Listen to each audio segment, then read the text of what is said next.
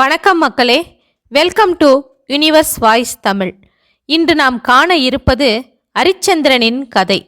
அதில் காசி காண்டம் என்கிற பகுதியைத்தான் இன்று நாம் பார்க்க போகின்றோம். காசி மாநகரின் மாட மாளிகை கூட கோபுரங்களோடு காட்சி தரும் வீதிகளை கடந்து காசி விஸ்வநாதன் எழுந்தருளி இருக்கும் திருக்கோயிலை அடைந்து சாஷ்டாங்கமாக வணங்கிய பின்னர் அரிச்சந்திரன் தன் குடும்பத்தினரோடு பொது சத்திரம் ஒன்றை அடைந்தான். சத்திரத்திற்குள் பிரவேசித்த பின்னர் அமைச்சராகிய சத்தியகீர்த்தி கடைவீதிக்கு சென்று அன்றைய உணவிற்கு தேவையான பண்டங்களை எல்லாம் வாங்கி கொண்டு வந்து சேர, சந்திரமதி அவற்றை பெற்றுக்கொண்டு அறுசுவை உணவு சமைத்து தமது திருக்கரங்களாலே அனைவருக்கும் படைத்தாள். அந்த உணவை அனைவரும் ருசித்து சாப்பிட்டு அன்றிரவு பொழுதை அங்கேயே கழித்தனர். மறுநாள் விஸ்வாமித்திர முனிவர் அனுப்பிய ஆளான சுக்கிரன் அரிச்சந்திரனை நோக்கி, மன்னவனே, நான் உம்முடன் வந்து பல நாட்கள் கடந்துவிட்டன.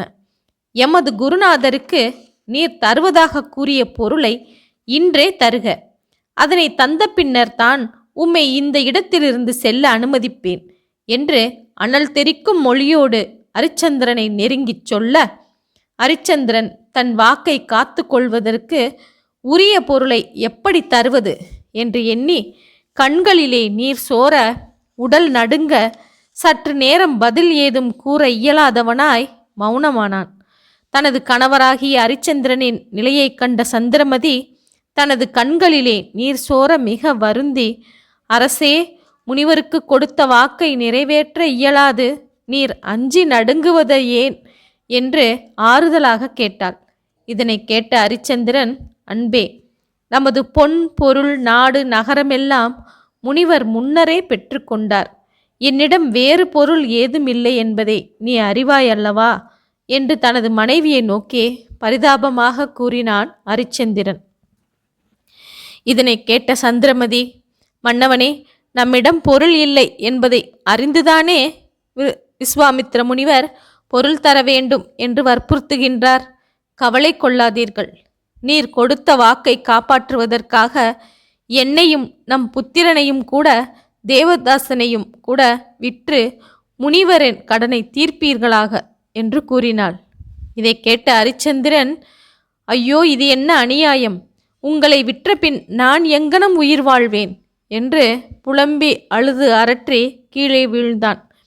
சந்திரமதி அரிச்சந்திரனை பலவாறு தேற்றி, மன்னா, விதி என்னை விற்க தூண்டும் போது நீர் என்ன செய்ய முடியும்? விதியை மாற்ற வல்லவர் யார்? இன்று ஒரு நாளே கெடுநாளாக இருப்பதால் என்னை விற்று முனிவர் கடனை தீர்த்து விடுங்கள். இல்லையென்றால் நீங்கள் சத்தியம் தவறியவர் என்கிற அந்த பழி உம்மை சார்ந்துவிடும் என்று கண்களில் நீர் சொரிய அழுது கொண்டே சொன்னாள். உடன் இருந்த சுக்கிரனும், இதுவே சரியான வழி, சந்திரமதி சொல்வதை கேள் என்று ஆமோதித்தான். வேறு வழி புலப்படாத அரிச்சந்திரன் பச்சிலம் பாலகனான தேவதாசனின் தலையிலும் தன் மனைவி சந்திரமதியின் தலைவிலும் சிறு புல்கட்டை வைத்து அவர்களை முன்னால் நடத்தி அவர்களுக்கு பின்னால் மற்றவராக சென்று விலை கூறி நடந்தனர். வீதி வழியே செல்லும் அரிச்சந்திரன், பெரியோர்களே, செல்வர்களே, நிதி மிக்க படைத்தோரே, என் முன்வினை பயனாய் எனது குலக்கொழுந்தாகிய ஒரே மகனையும் குலக்கொடியாகிய என் மனைவியையும் விற்பதற்கு துணிந்து விட்டேன். தேவைப்பட்டவர்கள் ஒரு விலையை கொடுத்து இவர்களை அடிமைகளாக வாங்கி கொள்ளலாம் என்று உரத்த குரலில் கூவி அழுதவாறு நடக்கலானான். இதனை கேட்டு முற்றத்திலே வந்து நின்ற ஆடவர்களும் பெண்டிரும் அவர்களை பார்த்துவிட்டு, ஐயையோ, இது என்ன பரிதாபம், என்ன கொடுமை! பாழ்மணம் மாறாத இந்த பாலகனையும் திருமகளுக்கு ஒப்பான அழகுடைய இந்த திருமாதையும் விற்க துணிந்த இந்த ஆடவனுக்கு ஏற்பட்ட துன்பம்தான் என்னவோ என்று வியந்து கூறி வருந்தலாயினர். இன்னும் சிலர், திருமகளுக்கு ஒப்பான அங்கலட்சணம் பொருந்திய இந்த பெண்ணிற்கும் அழகே உருவான இந்த பாலகனுக்கும் உரிய விலை கொடுத்து வாங்கும் செல்வந்தர்கள் இந்த ஊரில் யார் இருக்கின்றார்கள் என்று ஐயம் தெரிவித்தனர். இன்னும் சிலர், இவர்களை தேவலோக மன்னன் இந்திரனோ அல்லது அழகாபுரி அரசன் குபேரனோ அன்றி இந்த உலகில் உள்ள எவராலும் விலை கொடுத்து வாங்க இயலாது என்று பேசிக்கொண்டிருந்தனர். அரிச்சந்திரன் பல வீதிகளை கடந்து மறையவர் வீதி வழியாக தனது மனைவியையும் மகனையும் வாங்குவோர் உள்ளனரோ என்று கூறி சொல்லும்போது அவன் எதிரே ஒரு ஆச்சார பிராமணன் எதிர்பட்டான். அரிச்சந்திரனை நோக்கி, நீ என்ன சொன்னாய்? அதை மீண்டும் சொல் என்று கேட்க, அரிச்சந்திரன், என் மனைவியையும் மகனையும் விற்பதாக கூறினேன் என்று அவர்கள் இருவரையும் சுட்டிக்காட்டினான். அதனை கண்ட பிராமணன், இவர்களை நான் வாங்கிக் கொள்ளுகின்றேன், இவர்களுக்கு உரிய விலையை கூறு என்று கேட்டான். அரிச்சந்திரன், மறையவரே, ஒரு யானையின் மேலிருந்து நின்று கொண்டு கல் எறிந்தால் அந்த கல் போகும் அளவுக்கு உரிய பொன்களை கொடுத்து இவர்களை வாங்கிக் கொள்ளலாம். இதற்கு உமக்கு சம்மதமா என்று கேட்டான். அந்த மறையவனும், நீ கூறிய விலைக்கு சம்மதிக்கிறேன். அந்த பொருளை பெற்றுக்கொள்பவர்கள் யார்? வாருங்கள் என்று கூறினான். உடனே அரிச்சந்திரன் விஸ்வாமித்திரரால் ஏவப்பட்ட சுக்கிரனை அழைத்து அந்த பிராமணரின் முன்னால் நிறுத்தி, இதோ இவரிடம் நான் கூறிய விலைக்குரிய பொன்னை கொடுப்பீர்களாக என்று சொன்னான். பிராமணனும் சுக்கிரனின் வலது உள்ளங்கையில் தனது கையை பதித்து, இதோ இருக்கும் இவன் கோருகின்ற பொன்னை தந்துவிடுகின்றேன் என்று வாக்களித்தான். அரிச்சந்திரன் சுக்கிரனை நோக்கி, பொன்னை பெற்றுக்கொண்டீரா என்று ஊர்ஜிதம் செய்ய, அதற்கு சுக்கிரன், எமக்கு சேர வேண்டிய பொன்னை பெற்றுக்கொண்டோம். நீர் உமது மனைவியையும் மைந்தனையும் உரிய ஆவண முறிச்சீட்டு எழுதி அந்த அந்தணனிடம் ஒப்படைத்து விடுங்கள் என்று கூறினான். அரிச்சந்திரன் முறைப்படி ஆவணம் எழுதி கொடுத்து அவர்கள் இருவரையும் அந்தணரிடம் அழுது கொண்டே ஒப்படைத்தான். சந்திரமதி தன் கணவனான அரிச்சந்திரனின் கால்களில் வீழ்ந்து, என்னையும் நமது புத்திரனையும் நினைத்து நீர் வருந்தாதீர்கள் என்று வேண்டிக் கொண்டாள். உமது திருமுகத்தை இனி என்று காண்பேன் என்று தன்னை நினைத்து வருந்துவாரோ என்று எண்ணி திகிலெழுந்த சந்திரமதி முக்காடிட்டு கொண்டு அங்கிருந்து விரைவாக அகல முனைந்தாள். தேவதாசனோ தனது தந்தையின் கழுத்தை கட்டி தழுவிக்கொண்டதை கண்ட பிராமணன் தேவதாசனின் கைகளை பிடித்து விடுவித்து இழுத்துச் சென்றான். அந்த காட்சியை கண்ட அரிச்சந்திரன் இடிவிழுந்த மரம் போல பூமியில் கீழே விழுந்து மயக்கமடைந்தான். அப்போது அமைச்சரான சத்தியகீர்த்தி மன்னனை தாங்கிக் கொண்டு, அரசே, விவேகமற்றவர் போல் நீர் புலம்புவது தகுமோ?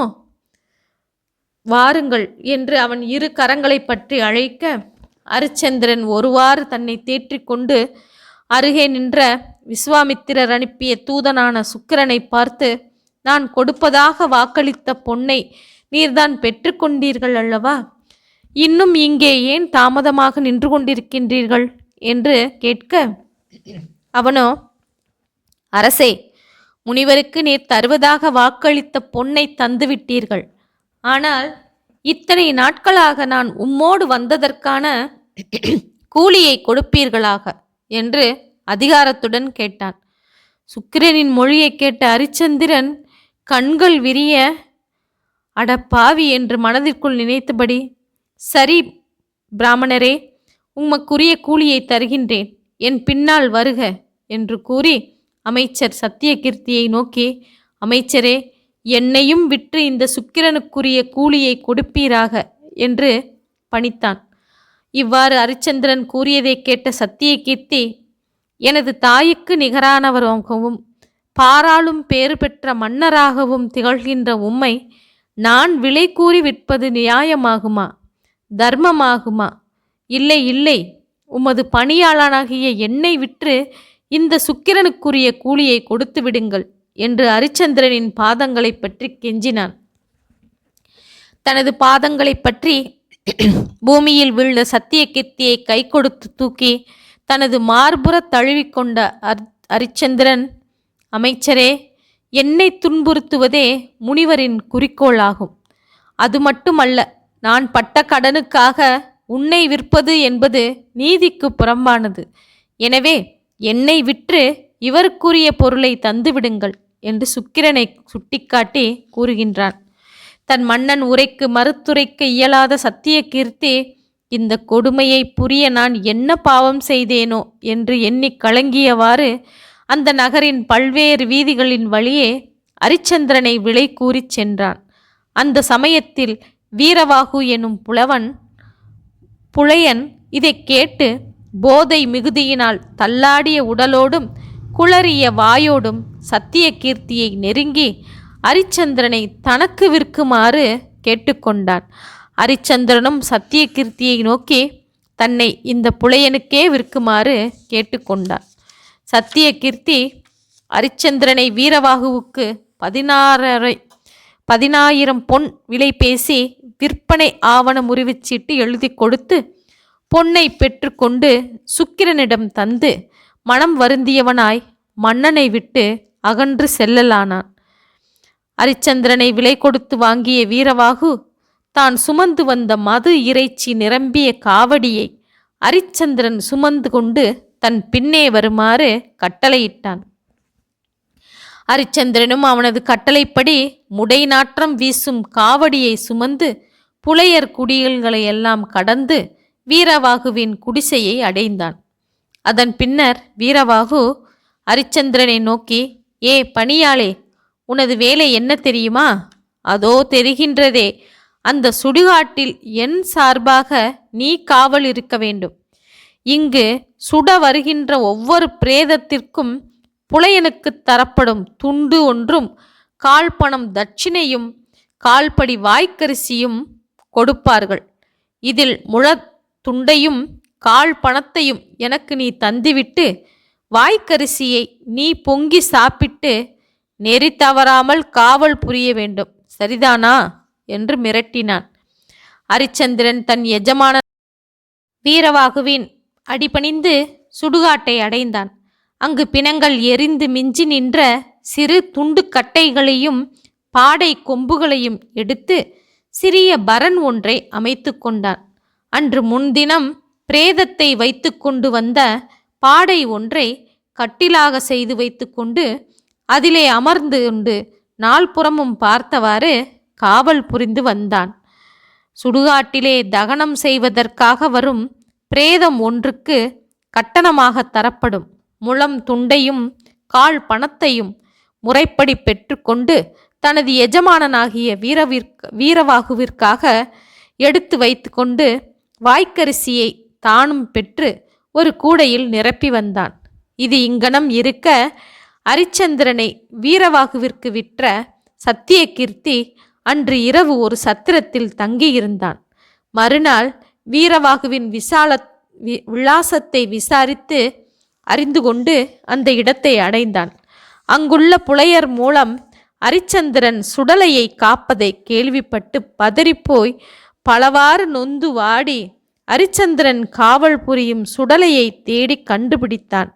பிரேதங்கள் எரியும் தீஜுவாலையை பொருட்படுத்தாது அரிச்சந்திரன் உள்ள சிறு பரனை அடைந்து மிகவும் வருந்தி சிற்றரசர் பல அடிபணிந்து போற்றவும் தேவ மாதர்களுக்கு ஒப்பான பெண்கள் ஆடல் புரியவும் பொன் சிம்மாசனத்தில் ஆட்சி செய்த மன்னவா, நீ இன்று பேய் பிசாசு பூதம் வாசம் செய்யும் சுடுகாட்டில் வாசம் செய்ய நேர்ந்த விதிதான் என்னே என்று பலவாறு கூறி புலம்பி அழுதான்.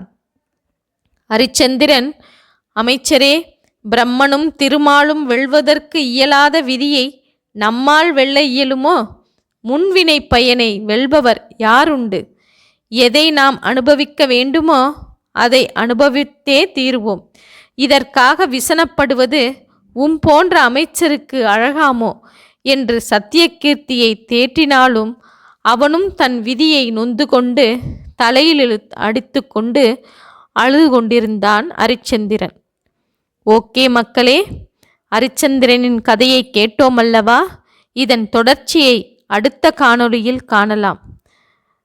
எனது இந்த யூனிவர்ஸ் வாய்ஸ் தமிழ் சேனலை சப்ஸ்கிரைப் செய்யாதவர்கள் சப்ஸ்கிரைப் செய்து கொள்ளுங்கள், ஷேர் செய்யுங்கள், மறக்காமல் லைக் செய்யுங்கள். ஓகே மக்களே, நன்றி, வணக்கம்.